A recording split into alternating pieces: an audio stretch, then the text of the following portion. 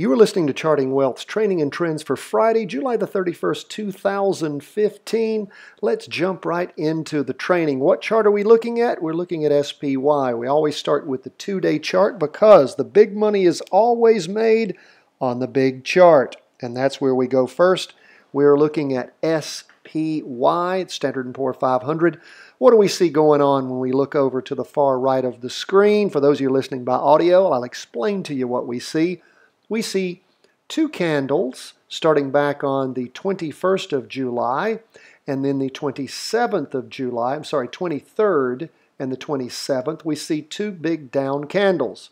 Then, as we got into the middle of the week on Wednesday the 29th of July, we saw a move up, a bold move up. We saw a green candle with a long wick at the top and a long wick at the bottom, a longer wick at the bottom, which meant, of course, that the bears pulled the market down substantially. The bulls were able to push it up further.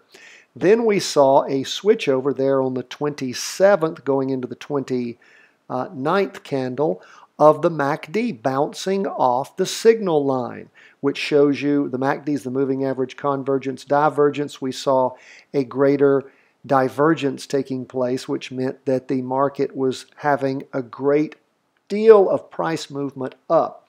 We saw that followed by the close of the candle on Thursday the 30th, moving up, pushing through the 2-day trend line. Now, why is the 2-day trend line important? Well, it is a powerful downtrend line that was busted out over the course of the candle, over the course of today. And what we saw, and that is Thursday, what we saw happening as we look at where the markets were, crossed over going up starting this morning with the movement. Even though there was a bit of a down movement on the candle, it opened up a little lower than the markets closed yesterday. But as we pushed through lunch and the markets opened in the afternoon, that second 4-hour candle pushed through the 2-day trend line.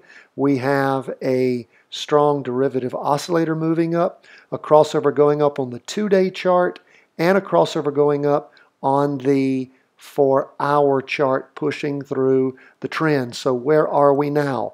We are in what appears to be right now a decently strong up move. Hopefully those of you who are paying attention got into the market this morning or early this afternoon and will hopefully have a good ride on the SPY as it goes up. We shall see. We always say these things with trepidation. We're willing to act boldly when the charts tell us to, but at the same time, we want to make sure that we secure our gains and we don't hold on to losses. And again, the call that we made as far as watching for this occur, you heard us talking about it the last few days as we set up for that. We want to have a double up, which means we want the 2-day trend line to be going up, the 4-hour trend line to, of course, it would have started moving up first, which it did. Then we let it peter off, that is, we let it cross over, go down, and then when it comes back up to resecure that up move, that is our buy-in point. And when we say buy-in point again, we're not giving advice on purchasing stock.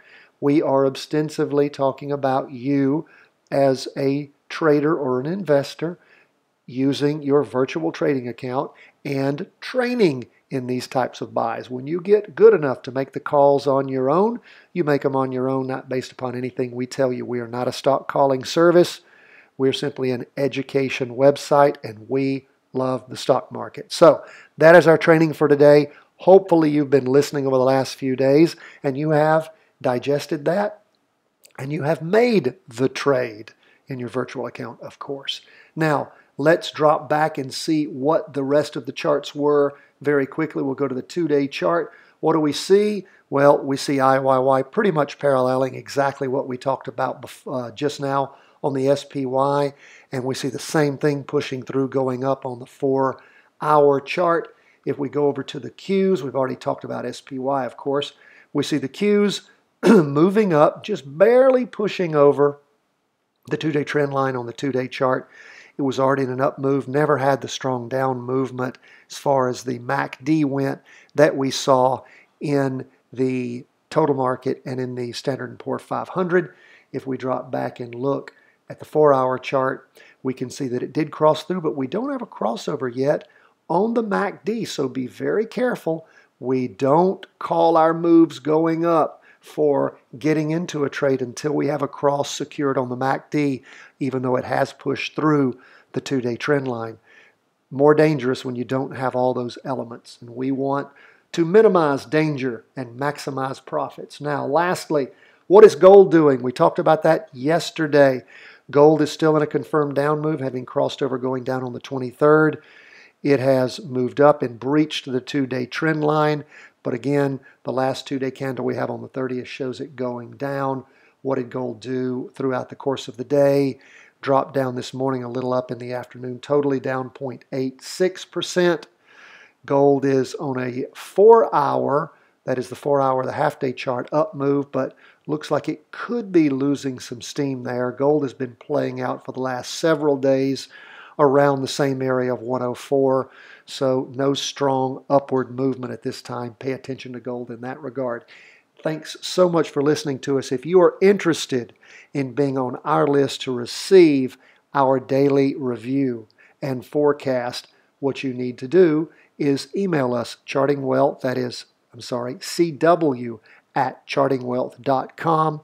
We will interview you, see if you're someone who we would like to share that information with, and if so, we'll tell you how to participate. CW@chartingwealth.com, open to only a limited number of very serious students and or investors. CW@chartingwealth.com. Follow us on Facebook and Twitter. Sign up for our newsletter. Always great to hear from you, and we appreciate all your comments, Facebook, Twitter, and on the website and alike. Thanks so much. God bless. Wish you the best in investing from chartingwealth.com.